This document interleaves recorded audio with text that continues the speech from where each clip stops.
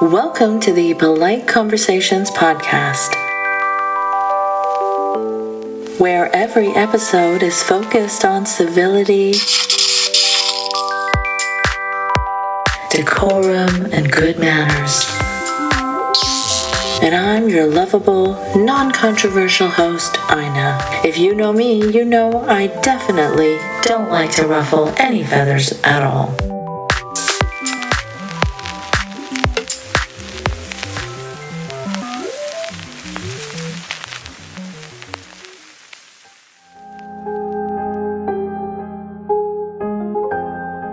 Throughout history, there's been endless human cruelty and endless human suffering, war and genocide. When you look to the past, you might think, how? How did people let this happen? How did people watch as so many suffered? Why did no one in power do anything? To what degree was this normalized in societies it took place in? How did they justify such things, even to themselves? Did anyone raise their voices against it? And what happened to those who did? Those are the types of questions you might find yourself asking if you were to think in the abstract about events that took place long ago or far away. But we're living through this kind of moment right now, and with constant, instant connectivity, the world has shrunk a lot. Social media is flooded with Palestinian people's pain and suffering, high-res images of violence and oppression. It's not something we can just distance ourselves from. If you are even moderately online right now, you have a pretty decent and broad view of just how normalized this type of mass violence is in the current moment, and the kinds of tactics that are being used to rationalize it, the kinds of things people say to dehumanize and attempt to justify eradicating entire groups of people. You don't even have to look to random internet trolls for this kind of extreme eliminationist rhetoric, as we are seeing plenty of it from Israeli officials, from American officials. The majority of people who were killed were Hamas terrorists. People are saying this number, 12,000 people were killed. Yes, Hamas is an army of 40,000 people, and many of them were killed, and good riddance. This is an avalanche of human suffering that's 100% man-made. It is the worst humanitarian catastrophe I've experienced in my lifetime. Cabinet ministers like Yoav Gallant, the defense minister, who said Israel was fighting human animals and ordered a complete siege on the Gaza Strip, no electricity, no food, no fuel. Or Heritage Minister Amichai Eliyahu, who said blow up and flatten everything in the north of Gaza and give that land to Israeli settlers. Or Israeli President Isaac Herzog, who suggested that the innocent civilian population of Gaza, 2.3 million people, half of them children, weren't so innocent because they could have risen up against Hamas. It's an entire nation out there that is responsible. It's not true. This rhetoric about civilians not aware, not involved, it's absolutely not true. Very puzzled by the constant concern which the world is showing for the Palestinian people, and is actually showing for these horrible, inhuman animals. There's an acronym that is unique to the Gaza Strip, and it's WCNSF. Wounded child, no surviving family. Children, and it is used not infrequently in the last 3 weeks.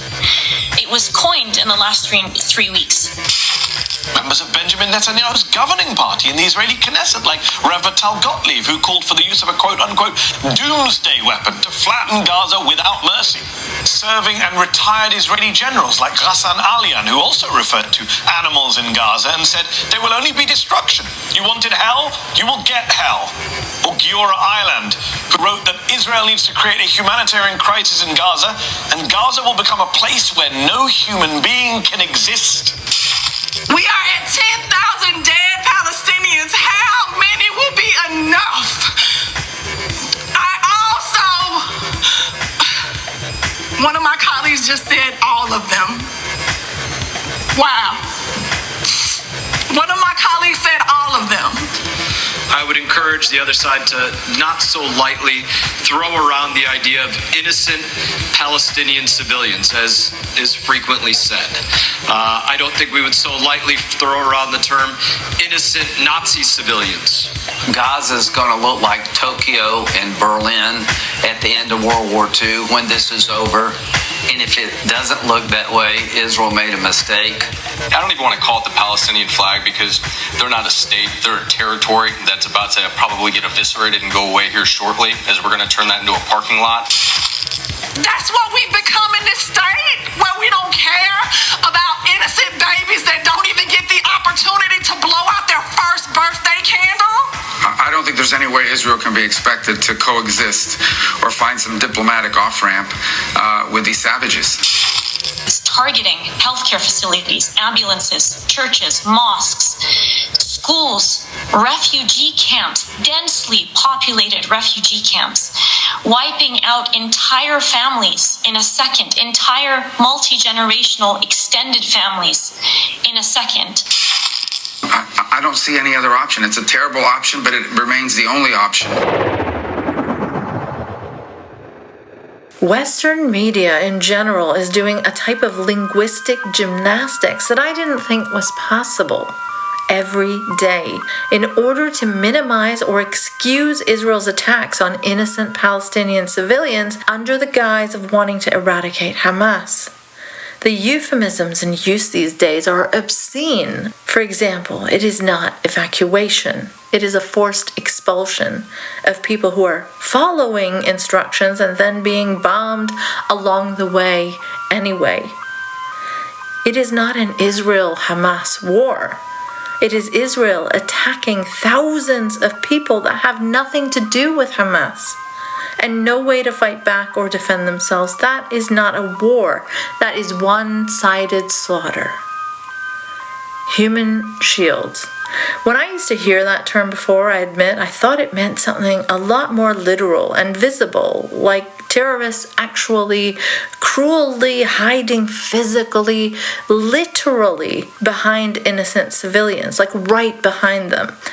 I did not realize this could be used as an excuse to bomb all hospitals in a vicinity where they may suspect some militants may be hiding somewhere nearby or around the area. Oops, didn't find a sprawling underground command center like we said we would. Oh, well, we think it's in this hospital now. As for eradicating terrorism in this way, it just makes no sense. Killing tens of thousands of innocent civilians because you are disgusted by people who cruelly killed innocent civilians. How does that add up? And unfortunately, as abhorrent and horrendous as terrorism is, it lives in the minds of people. It passes from person to person. An idea, especially an abhorrent one, cannot be eradicated by wiping a group of people out. It especially cannot be eradicated by targeting or wiping out innocents, because that only feeds the rage, that only feeds the cycle, that only radicalizes more people.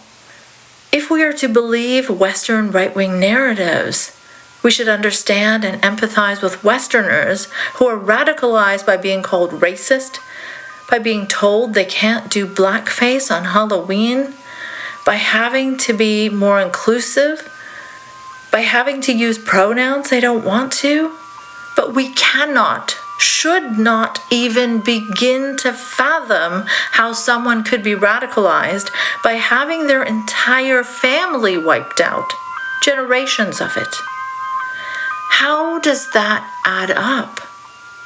I know this is a difficult time for everyone. The levels of hate on display are astounding, especially for Muslims and Jews. I see you, I hear you, and I will do anything in my power to help my Muslim friends and Jewish friends feel safe from actual bigotry. Fascism and hate are undeniably on the rise around the world. Anti-Semitism is on the rise. Anti-Muslim sentiment is on the rise. These are both deeply concerning and should worry anyone who genuinely cares about combating fascism and bigotry in whatever shape it takes. It's the same disease, the same hate. that takes different forms and comes for one group or another. If you're worried about it when it comes for your group, you should also be worried about it when it comes for others, because it can change direction instantly and make you and your loved ones a target. It's a very strange moment in global politics right now, with some bizarre contrasts.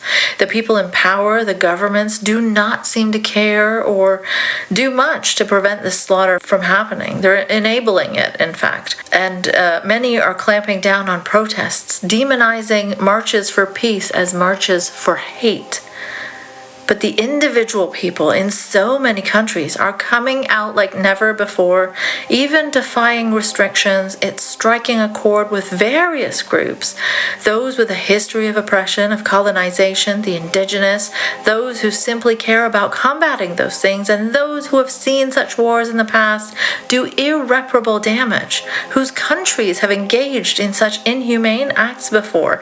So many people uniting for this cause. It's been especially incredible to see how many Jewish people are raising their voices against this, saying, "Not in my name." Along with Palestinian voices, those are some of the most valuable and important voices in this fight, in my opinion. Again, those in power will stop at nothing to demonize anyone standing up against this injustice, even calling Jewish people themselves who raise their voices anti-Semitic or traitors. It goes without saying, of course, that when there are so many hundreds of thousands of people coming out for this cause, there will be some with malicious agendas, hijacking or rebranding as pro-Palestinian. It is up to us who want the calls for the violence to stop to be the most effective and credible they can be, to take note of bad actors, of those who only want to join because for them it is a way to channel their anti-Semitism. It's up to us to turn them away anytime we encounter them. But another thing worth emphasizing in this situation is the difference between anti-Semitism and anti-Zionism, one that many have deliberately attempted to conflate so any criticism of Israel's policies or actions can be discredited as anti-Semitic. The CEO of the Anti-Defamation League, which is supposedly a civil rights organization that combats anti-Semitism and extremism, has very kindly demonstrated how these two things are very separate indeed, but maliciously conflated for political purposes. While he goes after college kids for pro-Palestinian protests, he praised Elon Musk a day after he endorsed a wildly dangerous anti-Semitic conspiracy theory on Twitter, only because Musk said he'd suspend anyone mentioning decolonization or the phrase "from the river to the sea." Just think of the implications of an organization like the ADL publicly praising Musk a day after he legitimized a Nazi-esque anti-Semitic conspiracy theory. Just completely makes the ADL's concerns about anti-Semitism flooding campuses lack any credibility whatsoever. If they're not bothered by one of the wealthiest, most powerful men helping to spread anti-Semitism, so long as he also censors leftists and Palestinians talking about decolonization, how can anyone take the ADL seriously on the topic of anti-Semitism ever again? It's such a shame. And to frame it this way, that freedom for Palestinians exists in opposition to the survival and safety of Jews in Israel, is really quite the rhetorical trick. And speaking of downplaying Nazi-esque talking points, another absolutely ridiculous thing happening right now is that the right has taken to literally minimizing Nazi death camps. Yeah, I cannot believe it either. The extent they are willing to go for their rabid anti-Muslim hate leads them to the place of, well, the Nazis weren't so bad, actually. Not as bad as Hamas. At least the Nazis felt sad about what they did. You may think I'm kidding, but here's posh extremist Douglas Murray talking about just that. The same Douglas Murray who is happily palling around with Viktor Orban, who has a very well-documented anti-Semitism problem. The same Douglas Murray who once wrote an article called "Is Now a Good Time to Talk About Jews and Money?" But the second second and more important thing is your question supposes that there is a sort of peaceful Palestinian population in the Gaza who would love a two-state solution, and then a few bad apples in Hamas. I think that's not true. Ordinary Gazans spitting on her body, hitting her body, mutilating her body further as it went down the street. Does that strike you, Piers, as a placid population of peacenik types who are just desperately waiting for a two-state solution to be put back on the table for the millionth time in the last 70-something years? It doesn't seem like that to me.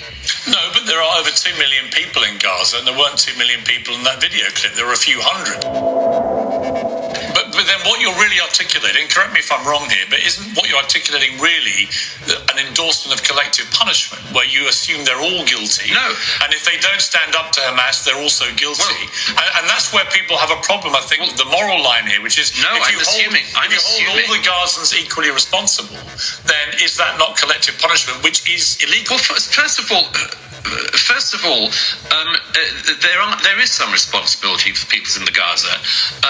If you elect Hamas and they kill Fatah and then they remain in power for all of the years afterwards, I'm afraid that there is some responsibility of the people in that situation. You know, when the Germans had Adolf Hitler come to power and voted for him, we in Britain took the view that the German people were responsible in some way. So I'm not for collective punishment per se, but nor am I for this idea that there is something unique going on in the Israeli-Gaza context that we in Britain couldn't understand. Actually, there is one unique thing. In our own history, there is very similar things. But there is one unique thing, which is that the population of Gaza is pretty unique in that nearly half of the population are children. That is a unique situation. No, I'll tell you what's unique about the population of Gaza.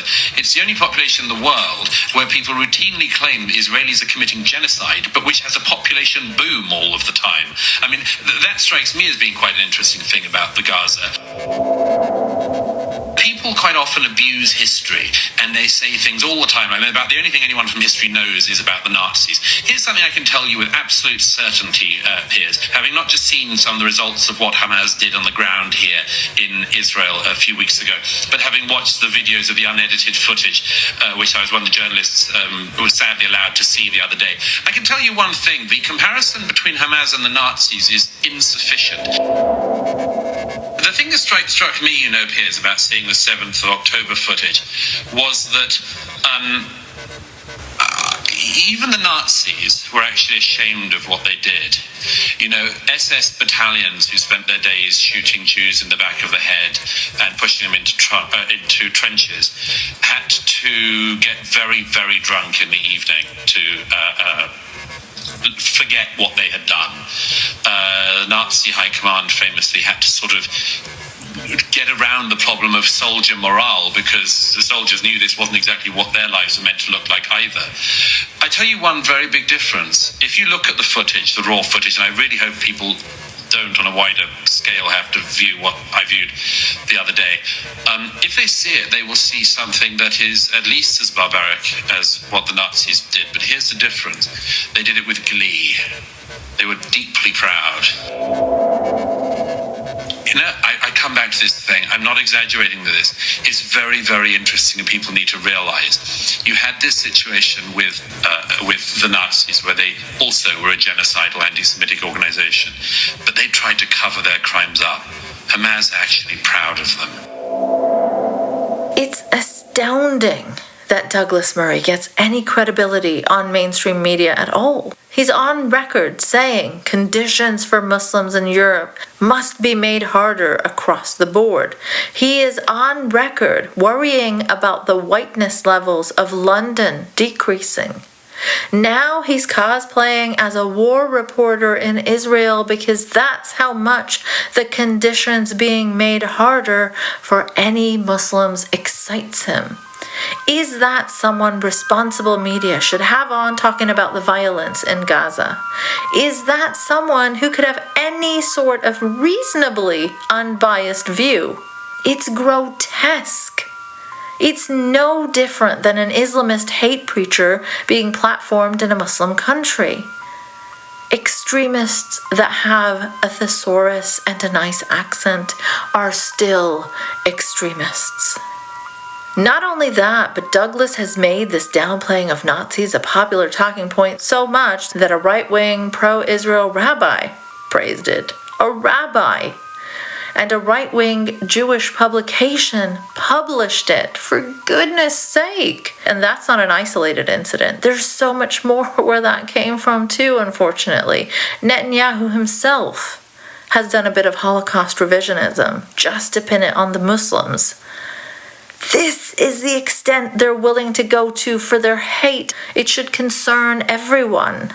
As I said earlier, these are very strange times. There are some strange allies being made. Aside from the downplaying of literal Nazis being embraced by those on the side of Israel, we have far-right thug and white nationalisty type Tommy Robinson being reinstated on Twitter, firstly, and secondly, declaring his solidarity with Jews and calling for his audience to attend a national solidarity march against anti-Semitism. Marine Le Pen is being praised over in France at a march against anti-Semitism. In the US, a known extremely anti-Semitic evangelical pastor was a featured speaker at a pro-Israel rally where people literally chanted, "No ceasefire." There are so many examples of anti-Semitic people supporting Israel right now. I don't know how it could be clearer that Zionism and Jews are not, in fact, intertwined as many would like you to believe. That would be a bigoted belief, in my opinion.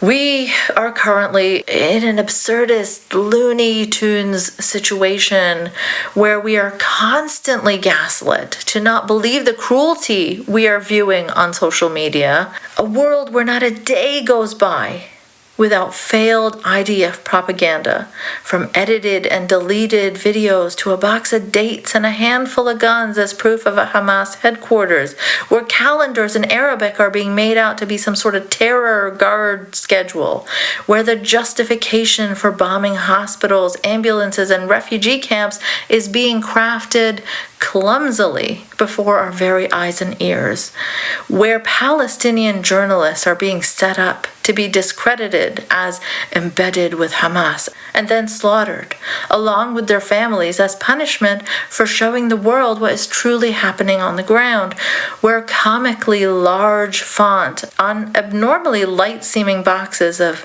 medical supplies and exaggeratedly labeled baby food is being paraded for cameras, but doctors say they received no such things. Where the IDF is posting animated videos about their sperm retrieval unit. Yes, you heard those words right.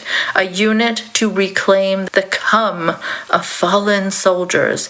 Nothing weird and ethno-nationalisty about that, nuh-uh.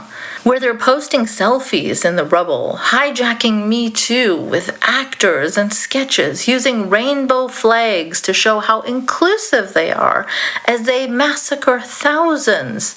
And the other side, by which I mean Palestinian civilians, are just trying to survive, find food, water, carrying the bodies of their dead children. The contrasts are mind-boggling. Newspaper headlines are using different words. Israelis have children and Palestinians have young people. This is the upside-down hell world we've been in for the past few weeks. One thing I've learned recently is that there's been a long-standing, known effort to expand and openly weaponize accusations of anti-Semitism. The deliberate blurring of lines right now is such a dangerous, dangerous thing. To conflate criticism of Israel and its government's actions with actual anti-Semitism is just such an irresponsible thing to do. To water it down like that, a tragedy to make a mockery of something so serious. It has been used so ridiculously that it's been a joke featured in The Onion. The ADL might as well be a parody on the subject.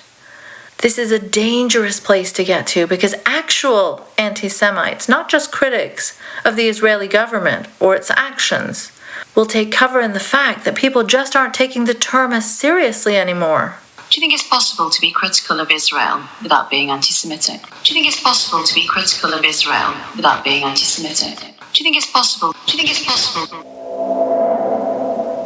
Listen to David Friedman on Al Jazeera, a former U.S. ambassador to Israel, say that not believing Israel on the fact that Hamas headquarters are located under Al-Shifa Hospital is essentially like Holocaust denial, because it's saying the evidence Israel presents is not valid. Holocaust denial. Ludicrous. It's been proven with certainty that the headquarters of Hamas is under the Al-Shifa Hospital in Gaza City. Now, you know what happened a couple of days ago? Proven by Hamas. Let me, hold on. Mark, are you going to let me finish? I cannot allow you to. I cannot allow you to say 15 things that are unfactual and not be challenged on them. I'm happy to let you talk, but I'm going to ask clarifying questions. You're going to tell me what's factual? Mark, yes, I spent 5 years of my life studying this, living it. When was the last time you were in Gaza, Mark? When was the last time you were in Gaza? 18 months ago. When was the last time you were in Gaza? When was the last time you were in Gaza?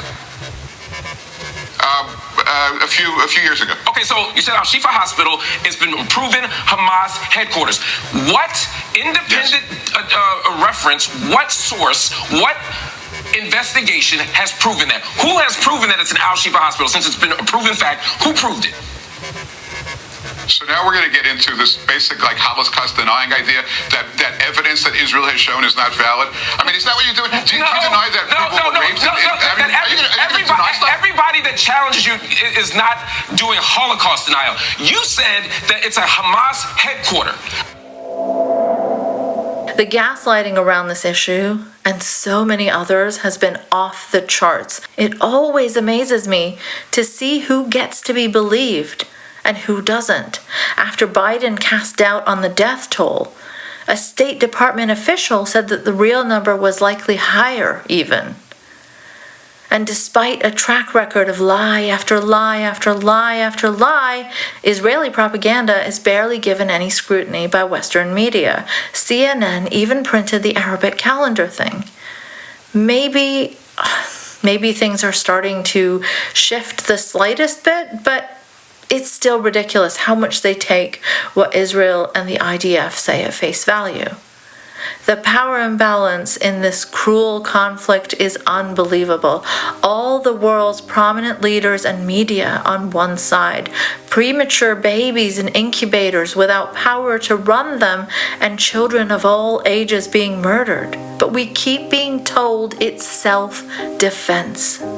The Muslimness of Palestinians is constantly being evoked to different degrees to give it a real whiff of those savage, bloodthirsty barbarians. All of this chips away at the humanity. The language, the rhetoric, the headlines, the one-sided coverage, the censoring and silencing of dissenters, the comparisons to animals, the inability to be believed or to communicate even, all while we have savvy IDF soldiers posting thirst traps and gamified TikTok kidnappings and humiliations, being praised as the more civilized ones. And we have the Palestinians with all their suffering, their blood and bones laid bare, being called savages, with it being said repeatedly, there are no innocents. That it's self-defense to obliterate at least 45% of housing units in Gaza. It's self-defense to cut civilians off from food, water, fuel, and contact with the outside world. The most moral army in the world, I'm told, time and time again. I'm told these things, but my eyes are seeing something else. Saying from the river to the sea is genocidal, but murdering 1 out of every 200 people in Gaza in just a matter of weeks is not. The cumulative effect of all this is how it becomes normalized to some people. Genocides don't just happen overnight. They happen bit by bit, slowly, by dehumanizing a whole group of people, by comparing them to vermin, to animals, by viewing their children as human shields or future terrorists. Language really matters, and I wonder what it will take for the people in power, for the media to call this what it is and use the correct terminology to stop minimizing and using gross euphemisms. Anyway, I thought it was important to have a conversation with linguist Dr. Caitlin Green on the language of genocide. As always, dear listeners, if you find value in this work, please consider supporting via Patreon, because I cannot continue this type of work without it being funded by listeners like you. And currently, the podcast needs your help more than ever to survive. Here's part 1 of our 2-part conversation. Both parts will be available early on Patreon. Hello everyone, I am here with my favorite linguist once again, and also my favorite Caitlin, as we established before. Dr. Caitlin Green, welcome back to the Polite Conversations podcast. Thank you so much for having me. I always love coming on. Always so fun to have you on. Though today we have a very awful subject to discuss, but I think it's important that it be discussed, and I think a linguist would be a good person to discuss it with, because the kinds of language, the kinds of rhetoric that I'm seeing out in the wild just is blowing my mind. I feel like, how is this happening? How are people so openly, just so biased and bigoted? That's a really good question. It's a really painful question. Yeah. And I think it has to do with essentially just years and years of conditioning, right? Yeah, I mean, here we are, we're going to be discussing the language of, I guess, war and dehumanization and genocide, and just, in relation to the ongoing horrific mass killing of civilians that we're seeing every day in Palestine. And just what I'm seeing in the media, the blackout, the lack of reporting even, it's just horrifying. Like, I've never lived through something like this before. Yeah, it's deeply uneven, right? Who can get their story out to these mainstream media sources. So uneven. It's not even about the ability of getting it out. People know the stories. People know the kinds of things that Israeli officials have been saying in these days.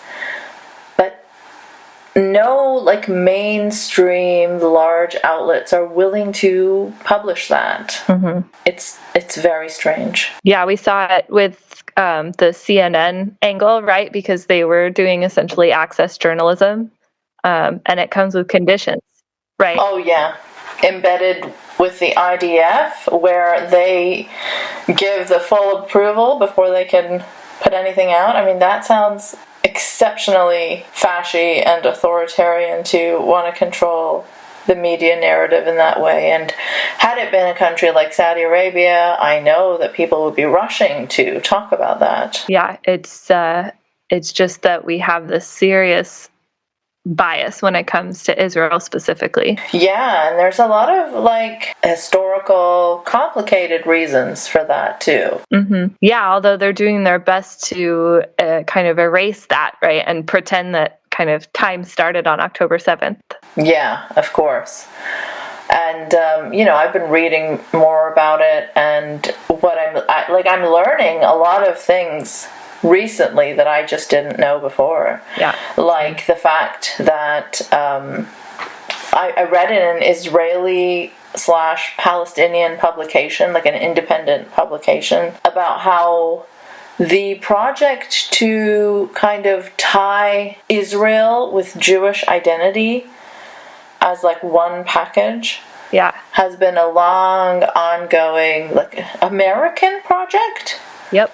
Which is very surprising, because that's clearly what we're seeing, right? It's the open blurring of lines of identity, where Hamas is being blurred with ordinary Palestinian civilians, and being Jewish is trying to be forced into being connected with being Israeli. Yeah. Do we want to get into our first discourse analysis term here? Because we're dancing around it. Which is? It's synecdoche is what it's called. You said it like I would know what you're talking about. Everyone's favorite word, synecdoche. No, I don't know that. It is a rhetorical device. A lot of rhetorical devices also have like a counterpart in linguistics in terms of just language change. Like when a word changes meaning over time, sometimes it will do it via the process of synecdoche, which is when the word for a part of something is substituted for the whole thing, or vice versa. So it'll be like, when you'll say Washington did something when really it was like the government of the United States of America. Or when you say, in this case, it's about saying Hamas when you maybe mean Palestinians, or saying Israel when you actually mean the Likud party or Netanyahu specifically, or the IDF, or saying Jews when you mean Zionists. And so that's what has been happening on the right, especially, right, is this desire to make Zionism synonymous with Judaism, so that whenever somebody says that Israel is committing a genocide, they can say, are you saying that you hate Jews? Yeah, and that's been so strange to see, because I can't see that happening for another kind of bigotry. Like if you criticize Saudi Arabia, are you being anti-Muslim? Anyone would see through that very, very quickly. But now I'm reading that there have been concerted efforts to expand the definition of anti-Semitism to specifically include criticism of Israel from Israeli sources. I'm reading this. And like a lot of people are not on board with that because they want to be able to criticize their own government. Yeah, it is actually deeply anti-Semitic to say that all Jews are Zionists and all Zionists are Jews, right? The largest Zionist lobbying group in the United States are Christian nationalists. It's not right to say that all of one is the same. So, and also, there are so many Jewish people out there fighting for a ceasefire. Yeah. They're putting their bodies on the line, right? They're literally putting their bodies on the gears. They were out there in Berkeley. They were out there in Tacoma trying to physically stop ships from taking weapons over to Israel. Yeah. And to say that all Jews are Zionists is really an attack on them too. Right. And for the people who have kind of like said that these are not real Jews, or like, kind of accuse them of being traitors, or there's just so much history behind that. Like, that's what I'm learning. It's a serious assault on anti-Zionist Jewish people to say that it's the same thing, right? And it also helps obscure the anti-Semitism that is happening. And that probably serves Christian nationalist interests too, right? They don't really want us to be paying a lot of attention to the kinds of anti-Semitism that are fine by them. Well, that's exactly it. Like, how quickly did they turn from, saying let's attack the ADL to every criticism of Israel is anti-Semitism. There was like someone saying that there was like a billboard said that Israel is killing a child every 10 or 15 minutes. I can't remember the exact number, but someone wrote that is anti-Semitic. Right. Well, Israel has a long history of weaponizing that specific claim to obscure and to silence criticism of itself, right? Like back in whatever it was, 2004, 2006, when Jimmy Carter wrote that book about Palestine, he was getting protested wherever he would go for his book tour because they called it anti-Semitic. But it was really all very kind of middle of the road criticisms of the policy of Israel and the IDF.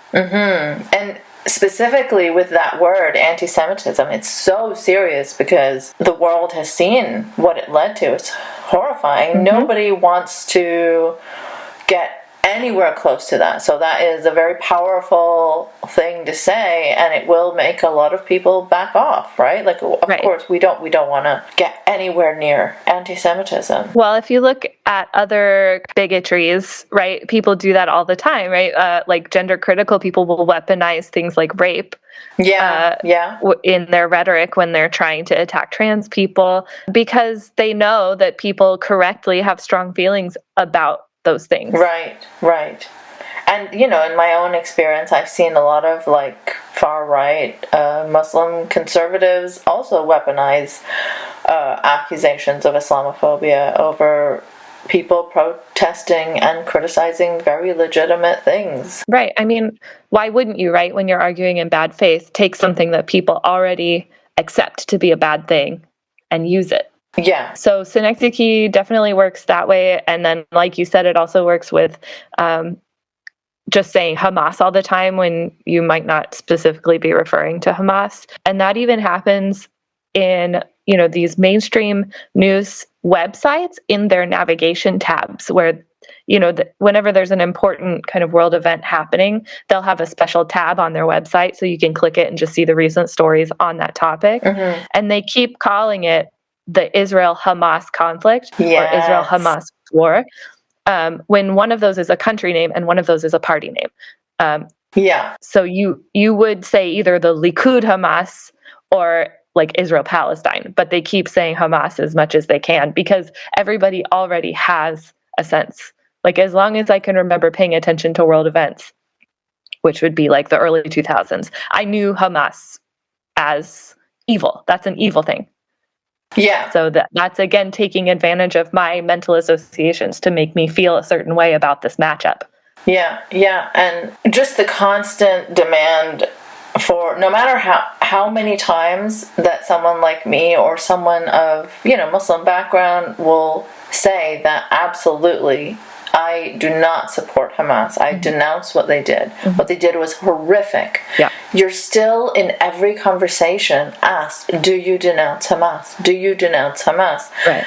And so that starts to get really, I guess, especially upsetting for people who have a personal stake in this situation, who have lost relatives. If someone says, I have lost 45 members of my family, let's say, and you keep asking me to denounce Hamas, which I have done every single day, now I'm just sick of it. And when they get sick of it and they're like, on their 40th interview, they're like, well, do you denounce, so-and-so action by the IDF? And then they don't get a response to that.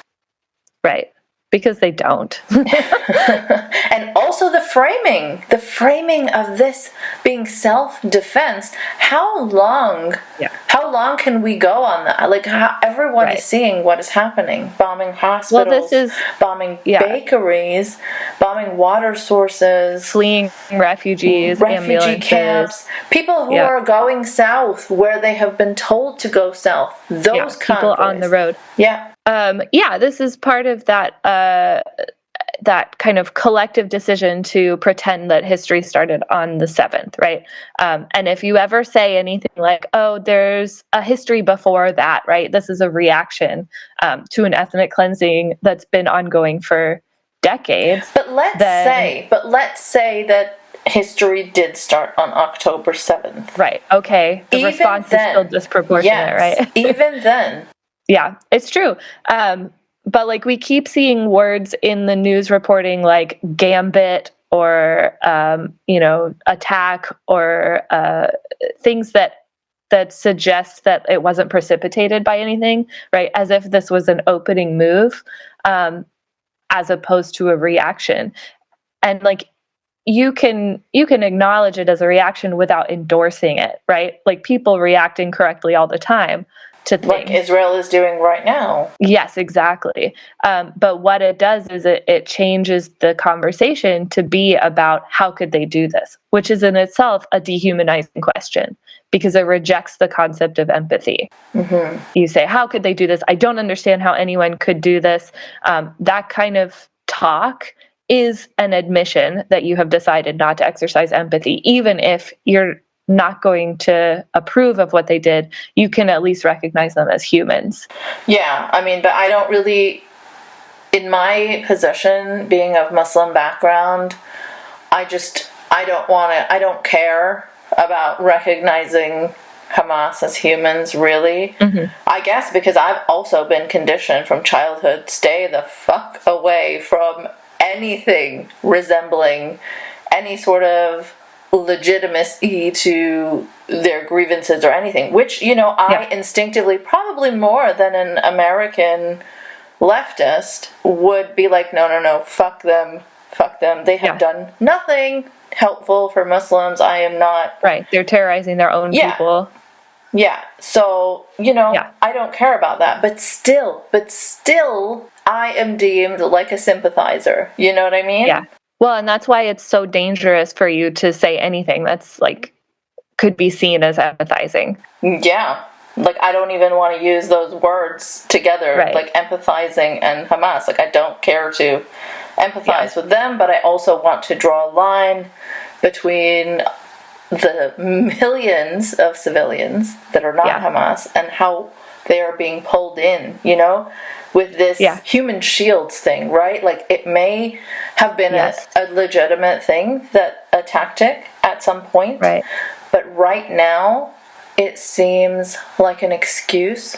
Yeah. Because every target, a bakery, a hospital, a refugee camp, even when they've admitted that they are indiscriminately bombing, this is the language of officials who have said this themselves, they are not caring much about precision right now. Yeah. At the point that your enemy has told you, we don't care if you're hiding in a hospital, we're going to bomb it, then why hide in a hospital anymore? Yeah, and it makes no sense to respond this way in trying to rescue hostages. It seems like extremely clear that this is not, there's no concern about the hostages. Right, and so they keep saying, like, we're trying to get them home safe, and they keep dropping bombs on them. So, why would you be bombing the area where they are, like, indiscriminately? It makes no sense. And people keep trying to make these analogies, right? Somebody said, imagine that, like, somebody had murdered your father and had your mother in a house, barricaded in a house. Are you saying you don't want the police to do anything? And it's like, well, I don't want them to blow up the house. Right. It's got my mom in it. Exactly. So even their analogies and, like, examples do not work fundamentally. Right. Well, we're seeing even families who have lost people in that. Saying, please stop. Please, yes. Like, do not cause more innocent deaths using our family members. Right. But we do have a lot of examples of this sense that all Palestinians are complicit, right?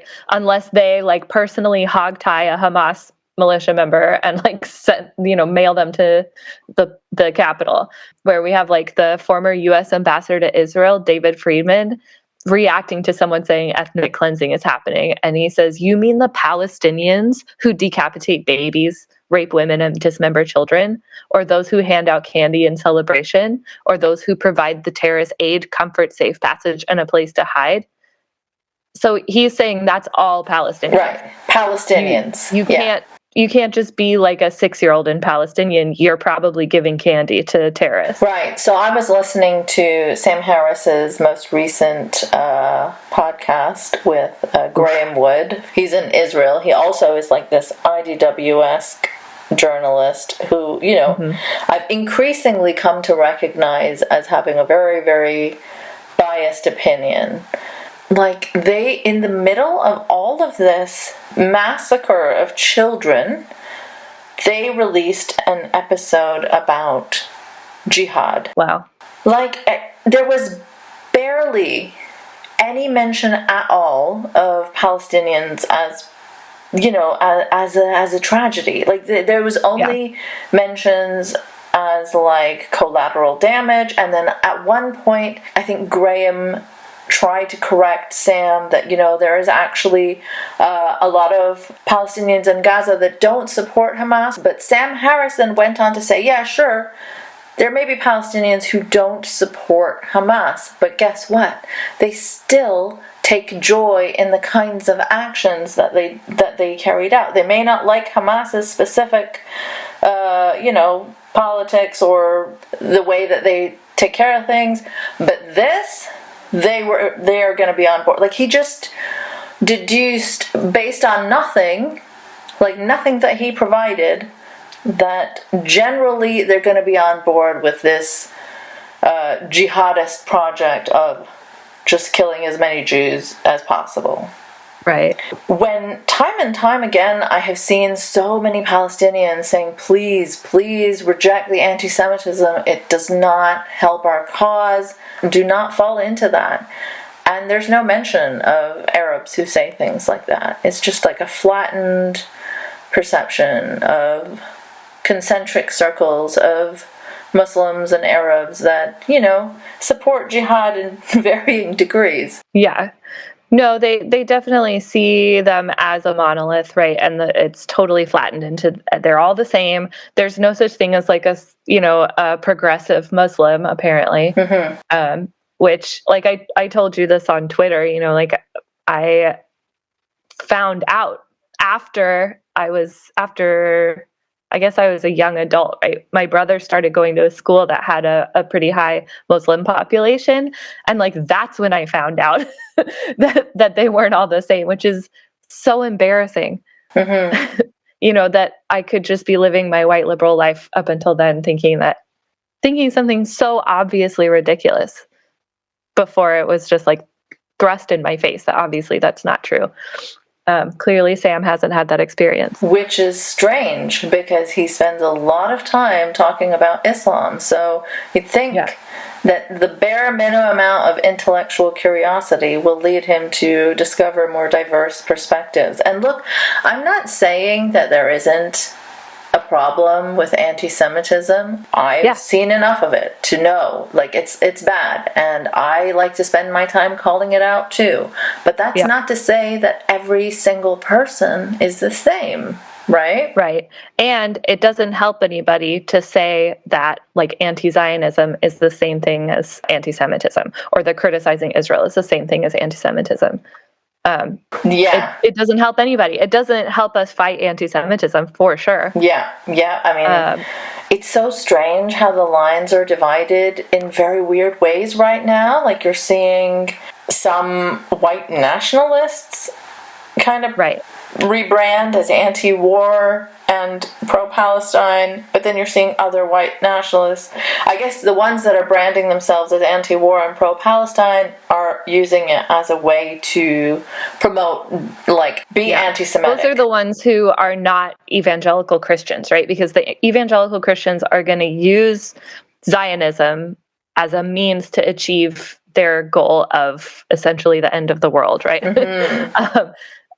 And then the ones who are not evangelical Christians are just going to see a chance to do anti-Semitism and be excited because they believe that Jewish people are degenerate and are inferior, and they have all of these beliefs about, Jewish people being involved in a project to destroy Western civilization. Yeah. I mean, there's so many ways that religion intersects with this. And it's just really something to me that the only thing that our atheist genius galaxy brains can talk about is jihad. That's the only thing, Oh, yeah. So that was another linguistic point to bring up, is the selective kind of injecting of Arabic or Islam associated words. Mm-hmm. Right? And it could be anything, right? There's people running around saying like Al-Qaeda, which is not related. Yeah. Or ISIS. Yeah, or ISIS, right? Israel put out a social media campaign about Hamas is ISIS. Mm-hmm. And it's like, that doesn't even make any sense at all, but okay.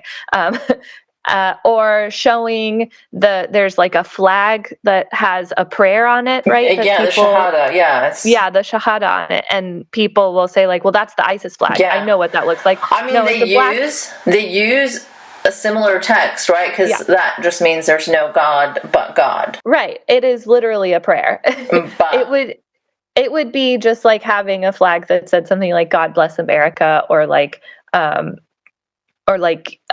Lord's Prayer or something on it, right? Which is douchey in itself. Like, I would never bring that to a pro-Palestine rally because I'm not stupid. Like, I know the associations and I know that people have, how that's going to look, right? So I don't know what those people are trying to achieve, but yes, they are not like carrying an ISIS flag.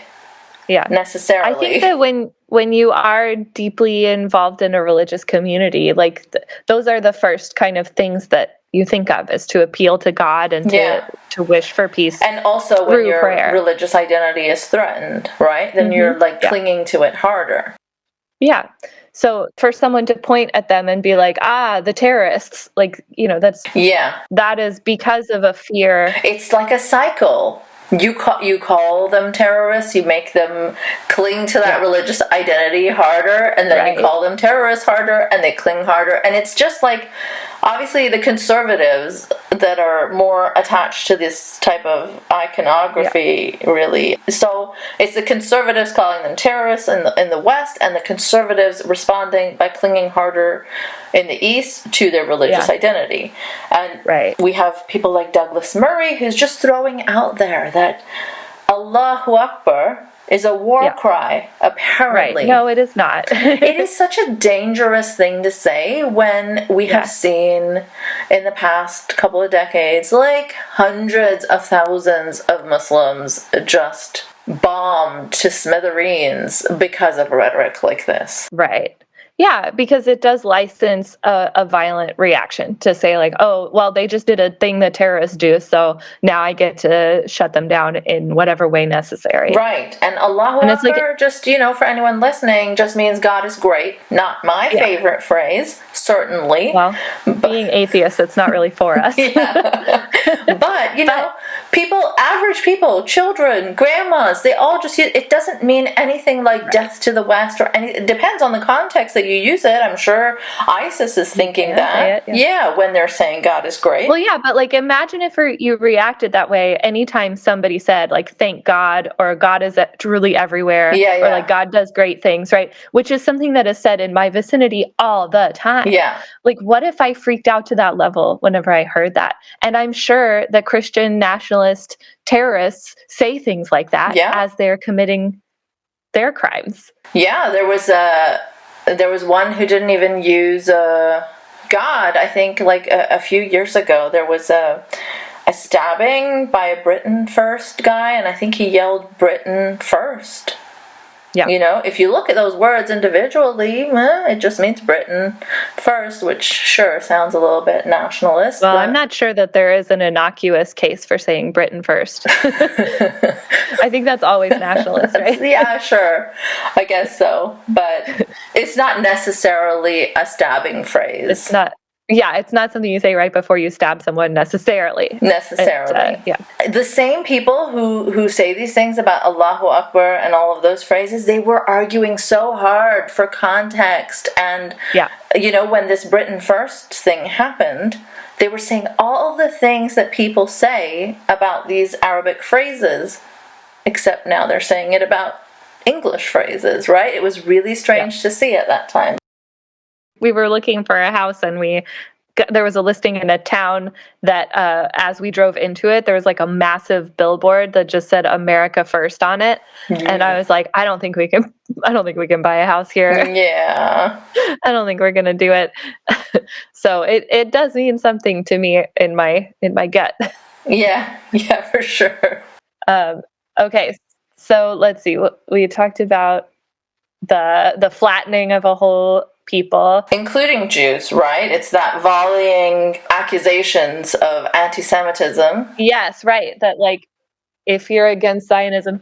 Okay, this same former U.S. ambassador, he really does lay it out. Okay, this guy David Friedman, he's somebody to go to if you want to know if the dog whistles are whistling at anything in particular, because he'll just frickin' say it. So again, you look out for calling out something that everyone agrees is bad and associating it with pro-Palestine sentiment. Look out for calling anti-Zionism the same thing as anti-Semitism, and also look out for prioritizing Zionist feelings over human lives. Okay, so here's the quote. Anyone doubting the Holocaust or wondering how it possibly could have occurred, look no further than your evening news. Paris, London, San Francisco, Amman, and so many other cities are now aflame with Jew hatred. College campuses have abandoned safe spaces and seek to inflict maximum pain and insecurity upon their Jewish students. The argument that anti-Zionism is not anti-Semitism is being debunked in real time. Thank God for the State of Israel and the IDF. It is the last, best, and only chance for Jewish survival. Wow. Yeah. So this is, I think, also a good time to talk about the foregrounding of Zionist feelings of discomfort and how it is being given precedence over the lives of Palestinians, and also over the fact that jobs and honors and academic positions are being rescinded from people who speak out for Palestine, right? Similarly, we have David Bernstein saying that the protesters at Wellesley's rhetoric would sound better in the original German. Wow. Because they said that Zionism doesn't have a place on a college campus because it is genocidal. There's organizations like Safe Campus who will just publish names of people at different college campuses who sign letters that say this is a genocide, we don't want to support a genocide. So, they'll just be like, here's the 24 Jew-hating CUNY faculty members. It's just so horrific. Like, you have these trucks, right, that are going around, and this is a Christian nationalist organization that's doing this. The truck goes around college campuses showing the faces and names of students and faculty that they believe to be anti-Semitic. Many of them just happen to be Arab.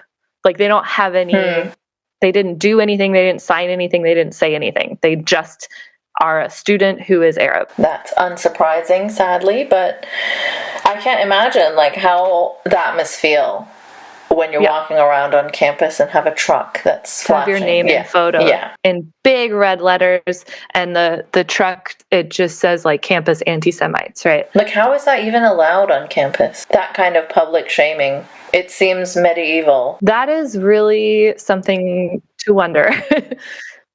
And then in the meantime, at Stanford, an Arab undergrad was injured in a hit and run by a Zionist who yelled out the window, "Fuck you and your people." Is that in the news? Not really.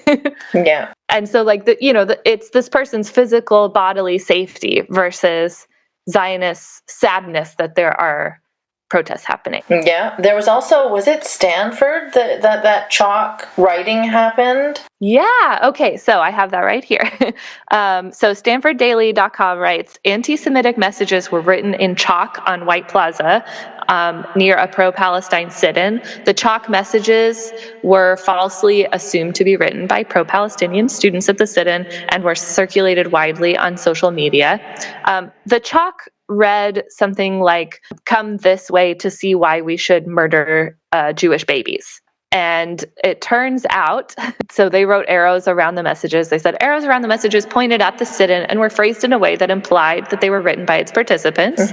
However, the chalking was created by a Jewish community member who was trying to use irony and sarcasm to draw negative attention to the pro-Palestinian protests at campus. So it was a Black's Rule situation, right? Clearly that was the plan. And we should have maybe known because of the little smiley face that the student drew. I don't know. Well, yeah. But yeah, so nobody wanted to murder the babies. It was just about somebody trying to make it sound scarier than it was, because it truly was a vigil. It was a sit-in. So literally just students sitting. Yeah, the amount of times that I've seen news reports, especially from the UK, calling it a hate march, calling it all kinds of horrific things. Sure, there may be the occasional, if there's 500,000 people out, there's gonna be terrible. There's gonna be some people that are awful, that are saying and doing awful things. And sometimes somebody grabs the bullhorn and says something awful. We don't want to minimize that. Yeah. And I also want to acknowledge that this must be a very painful time to be Jewish and see a lot of stuff going on, because even just the mentions of the horrific attacks by Hamas on October 7th, just some of the people have been weirdly supportive of it, and every once in a while you definitely see something like that. Like, I definitely don't want to minimize that. And it's a weird time, right? When the Jewish identity has been forced into this box with Israel. Yeah. And whether you identify that way or not, like, the larger perception seems to be that these things are connected. Right. And it shouldn't be that way. Absolutely. Yeah. And even further, there's just no mention of the fact that there are a lot of Israelis who do not support the expansion. Well, they're getting silenced left, genocide. right, and center. That's right. But I try to put myself in that position where you have this, like, generational trauma of something just so horrific that has happened to your community. And then Israel is doing these things, and people are saying, even accurately, things about Israel. And the identity of Jews has been forced together with Israel, and it just feels like it would be a very uncomfortable place to be in, you know? Because you don't know. And absolutely, anti-Semitism is on the rise, and it is a scary time. Yeah. And you can see also, we're talking about empathy again, why it is easy to believe the misinformation that goes out. You know, like where there's these selectively edited videos that show like pro-Palestine student protesters allegedly like harassing and attacking a Zionist counter-protester.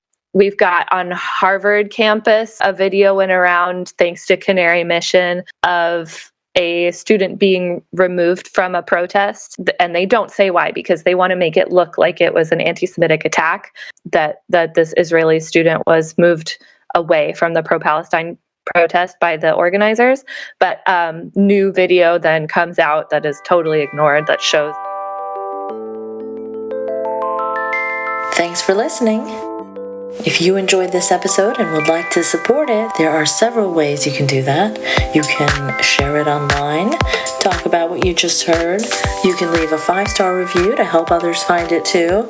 And you can also subscribe via patreon.com/nice mangoes. No E in mangoes.